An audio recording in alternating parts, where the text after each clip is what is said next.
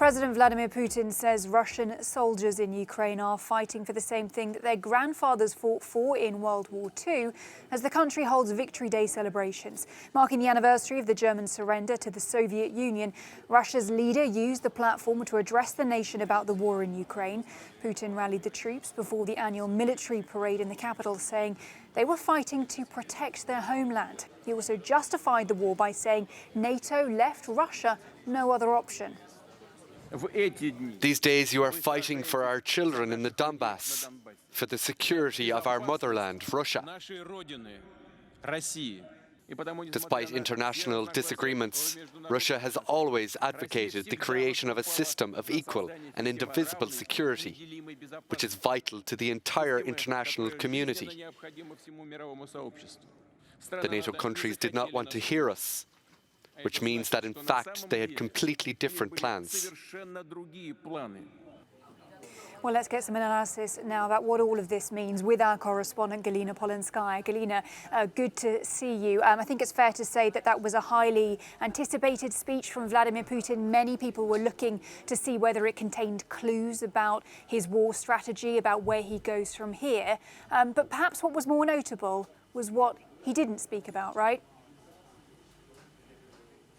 Exactly, Helena. Not a clue on the strategy, on Russia's strategy in Ukraine. And Vladimir Putin did not even pronounce, not a single one, the word Ukraine at his speech while addressing the military parade on the Red Square, even though he drew many parallels between what the Russian forces are doing right now and the Great Patriotic War. That's how the Second World War is called in Russia. There was no major political announcements, not a single announcement of some achievement. There were reports that said that Vladimir Putin could declare today officially war on Ukraine or announce some partial mobilization, but this did not happen as well. Vladimir Putin repeated once again what we have heard before. He accused the US and NATO and stressed that Russia had no other choice, that it had to defend itself. That is the message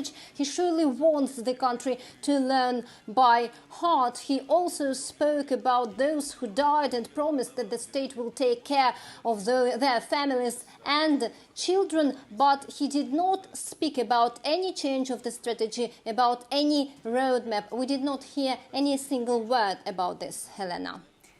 And Galina, anybody tuning in to that parade at home on their television, I mean, they might have got quite a surprise with an anti-war message, which was actually shown on some TV sets.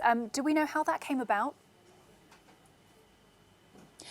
Yes, some Russian viewers who switched on their TV sets today to watch the parade were quite surprised because the menu was actually hacked, according to the Interfax agency, and they saw, instead of the announcement of the parade or the titles, they saw some anti-war slogans such as TV and the authorities are lying and no to war, and some agencies report that also satellite televisions were hacked. But there were also, Helena, people who went on the streets across the whole country and they wanted to send their messages, and most of them were detained very briefly. One of them was a woman in Korolev. It's a city not far from Moscow. She took part in this march, the Mortal Regiment march. It's when people are going in the streets with the photos of their relatives who took part in the Second World War. So she was among them, and she had a photo of her relative in her